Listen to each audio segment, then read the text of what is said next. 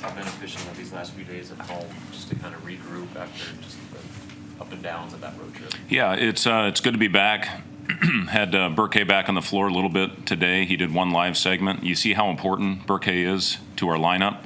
And, listen, the highs and lows, the ups and downs, the peaks and valleys of this business, come back from 20 down and win a really good road game against a team that went into Ohio State and beat them by 21 points. That's a hell of a win.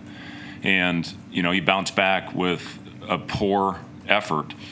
And, that's the disappointing thing about that. But, what I tried to do with our team is put everything in perspective and where we are. We're 5-2 in our last 7 games. When you look at that last game of January against Illinois on January 30th, and then we're 4-2 in February, and I know you're only as good as your last performance. I get it. I get what this business is about. But we're out there without one of our best, most important players that does a lot of things to cover things up for us. He rebounds it. He guards multiple positions. He's always a pressure release on offense against a pressure team that we did not handle well. So I know the sky is falling in mentality that you have when you have a poor effort. But, my job right now is to get them back right, because if you're reading everything, we're the worst team in the country right now. And after last 15 minutes, if you looked at that, we were the best team in the country. And that's the emotions, trying to keep them in check and getting them back to where we are even through whatever is going on with our team. If you listen to what was being said after Northwestern, oh man, these guys may not lose again. And then you listen to what's said after Penn State, these guys may never win another game. You have to stay even in this business. You can't look and listen and read everything. It'll drive you nuts in this business. So my job these last couple days was to let them know we are a damn good basketball team. And we are playing for something right now. There's a lot of teams in the country that are not playing for anything at this point, except for going out and being the role of the spoiler, which we've had those years early. You got to embrace that, and you got to try to go out there and play as hard as you can. But we are playing for something right now. We are guaranteed 5 more games. We are guaranteed 200 minutes of basketball, about 3 hours and 20 minutes on the court. We have 19 days left in our season with those 5 games, hopefully beyond. And, with those 19 days, 3 of those are off days. We have basically 11 practices left. So there's a lot of good things right now with where we are. Again, I understand it with how disappointing that game was at Penn State.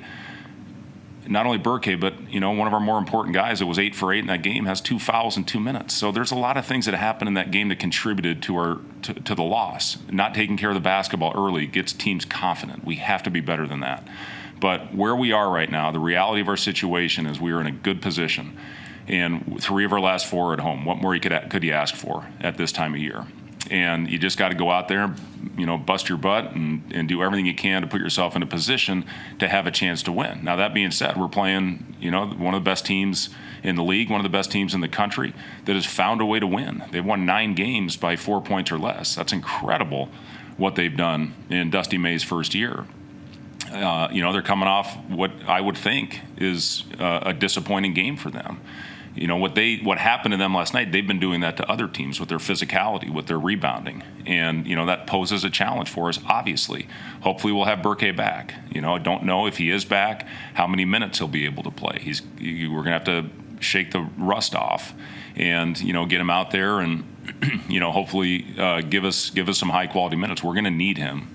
Wolf is one of the more unique players that I've seen, not only in the Big Ten, but in the entire country with his ability. He almost had a triple-double last night, and Golden is playing incredible basketball. He's averaging over 18 points per game, and then their guards. They're physical, they're tough, they're long, and they can make shots. So this is going to be a heck of a challenge for us. But I'm excited to get back in this building, excited to get back home after a long road trip, 2 of them that we've had this year. But we're going to throw everything we got at them. And, we get 5 more opportunities to hopefully put ourselves in a great position to continue playing basketball in March. How have you seen the guys respond to that message of, the sky's not falling and staying level? I think good, Wilson. You look at them when we got in that film room the other day, I just kind of sensed, the guys had their heads a little bit down, and that's why I just tried to keep everything in check. We didn't watch the game. We talked about it a lot. Believe me, we worked on it on the court. But I felt the more productive thing was to find a way to get them back going again. And, our job at this time of year, a lot of it is, my dad was a sociologist for 30 years. I mean, psychology, being a psychologist at this time of year, just to try to navigate. What are you going to say to your team? How are you going to get them prepared? I just didn't feel like that was the day to go in there and pound them into the ground. Now, that we've had plenty of those this year, believe me, but it was getting their spirits back up and going out and having a spirited workout on the court. It was moving on. It was flushing that game away and moving on to Michigan and putting in a game plan that hopefully gives us a chance to win if we follow it. That was the thing that was disappointing with Penn State. We just got off the map. You get off to a tough start, and one guy tries to go make a play, and the other four don't know what the hell he's doing. Now you're got one guy out of position, and that's all it takes with our defense and with our system. I think we're 13-1 when we hold teams to 70 or less. That's our identity. That's how we win games. And we just didn't have any type of edge, and a lot of it started with not taking care of the ball and allowing them to get comfortable. Was that more of a fatigue issue just from the extended travel, or I guess the back-to-back poor starts? What do you attribute to that? I'm not going to blame it on that, Robin. I mean, we've had two of them. We didn't get off to a great start against Washington. We found a way to recover and played 20 really good minutes in that game in the second half.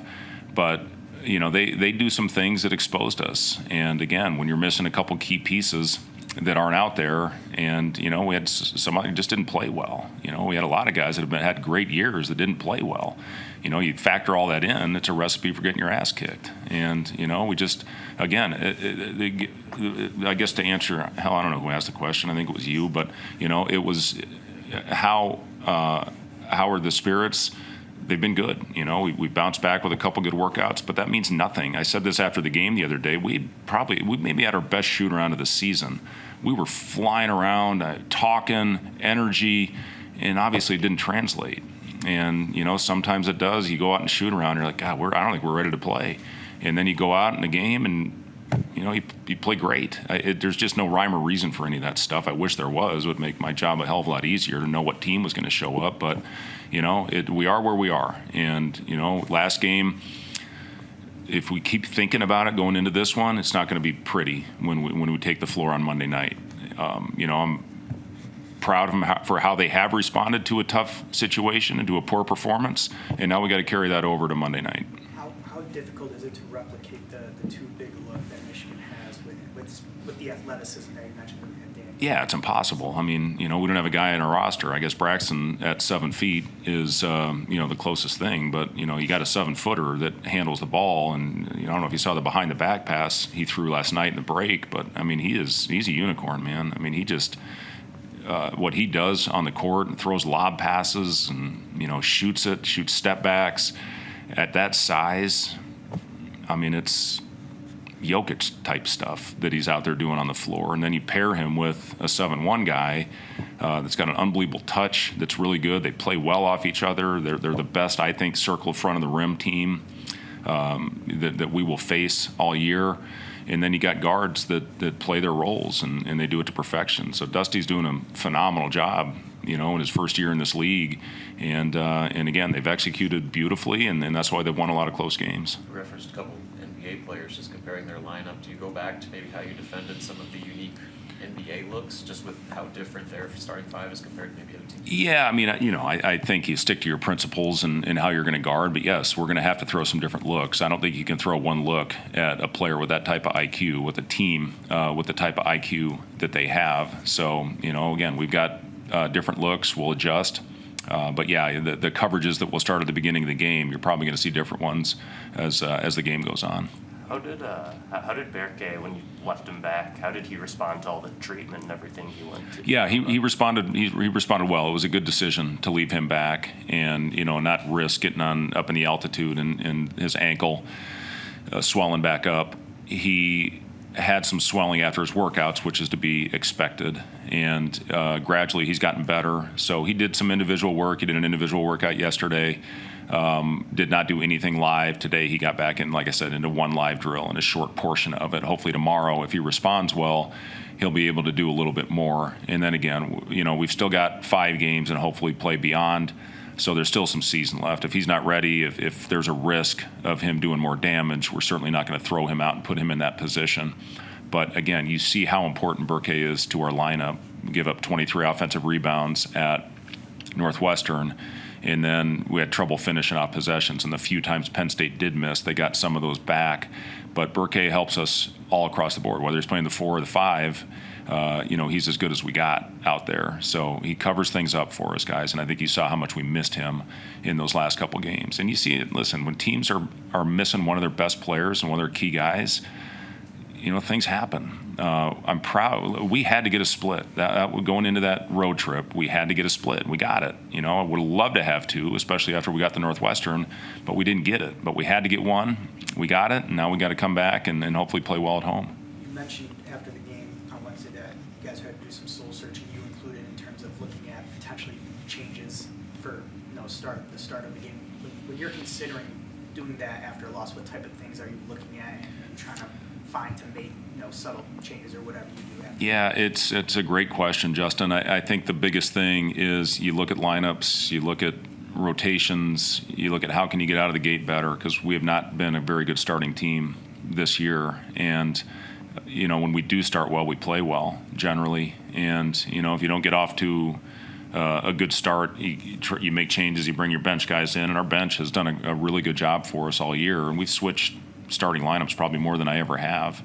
And, we'll see how we want to start on Monday. We may switch some things up again just based on, some different things in lineups and matchups and that type of thing. But, listen, the key is there's no magic pill to get you to go out and play harder. It's a mindset. You got to go out and do it. You got to go out and execute it, both ends. Michigan's very physical defensive team. They're going to get into you. They're going to worry you. They're going to play different defenses, very effective in everything that they run. So, whatever they're playing, you got to play with pace. You got to play with effort, movement. Our second halves in the last 2 games have been phenomenal. I mean, we were 60% at Penn State. It doesn't happen very often where you shoot 60% in a half and score almost 50 points and get beat by 17. That's how poor we were in the first half. And the same thing at Northwestern. They held Ohio State to 49. Ohio State's a hell of a team. And, we found a way to get a formula in the second half. We have to get consistent in our offense-defensive execution, to hopefully have a game where, you have the same offensive production in the first as you do the second. We changed up a little bit, when we go away from our bench these last few days, and we'll see if it pays off or not. I don't know. But listen, it doesn't matter what you run. It's how hard you run it. It doesn't matter what defense you play. It's how you execute and the edge that you play with. And if you bring it, it's a pretty good formula for having a really good game. We've had some of those this year, but we've also had several games of inconsistency. We're a quiet group, man. We are a quiet group, and we got to find a way to come out with our hair on fire, talking, foaming at the mouth, make an effort play early. I go back to Jawan last year against Purdue. The first play of the game, he dove on the floor and called a timeout. I showed clips of everybody on our roster making an effort play, showing defensive possessions where we were connected, going back all the way back to Creighton, going to our trip in Hawaii, where we forced shot clock violations because we were so connected out there on the floor. That's what it takes early. You got to set the tone. If you don't, again, teams get comfortable on you, and things happen like they did the other night at Penn State. And listen, Penn State, it's a good basketball team. You look at their record, you think, how do you get beat by a team like that? Guys, they beat Purdue, okay? They had a 5-point lead under a minute to go at Michigan. They've lost 8 games by whatever it is, 5 or 6 points or less. It's a good basketball team. This league is really freaking good. And, if you don't go out there and you're not ready, it's gonna happen like that. So we got to get our edge back. We got to get our identity back, and hopefully go out and play well. And I'm confident this group will do that. With Burke's status kind of up in the air, like what do you tell important guys like Andrew when it comes to like foul trouble and being able to stay on the court? Is there any kind of different messaging with him? Yeah, I mean, he and I sat up in my office and watched from the Illinois game all of his fouls, and he's getting his body out of position. We watch him as a team a lot, but I just wanted to get up there and watch individual, and he wanted to do it too. He wanted to see what he can do to get on the court. Some of it is going with his arms down as opposed to staying vertical. We talk about keeping your back of your hands on the rim when you jump up. Some of it is that. Some of it is coming over and shifting his body. Some of it's on our guards. They don't wait for him to set the screen, and they get him a moving screen. And as we said in the film session the other day, if I'm a big and that I would be pissed off at the guard if they continue to put me in that position. So, there's a variety of reasons. I thought the other day, the offensive player for Penn State pushed him off, and then he came back and made a play, and he gets called for the foul. So, those are the ones sometimes that that you look past. But he's got to quit doing the cheap ones. And I tried to get him out.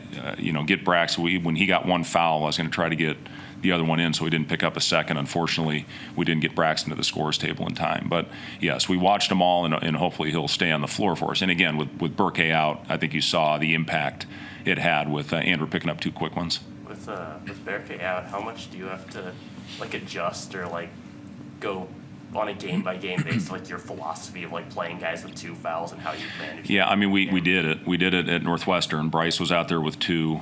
Sam, we put him back out there with two, just to get some effort guys on the floor. We did it with Andrew the other day to get him back on, and I think there was one other guy, I can't remember who it was, that had two fouls. We put him back in. So yes, we do have that, and some of it's the flow of the game. I mean, when the lead's extending like it is, you got to try to do something, or it's not going to matter. If it's a close game, if a guy's got two, you're probably going to roll with the guys you have and not put him in jeopardy of picking up a third. Andrew did pick up his third the other day, but, again, the margin was so big, and, it probably would have gotten bigger had we not put Andrew back in. And then he did a better job in the second half of staying on the floor, and I think he saw the impact that he had. And we won the second half by 8, I think. But, again, it didn't matter with what happened to us in the first half.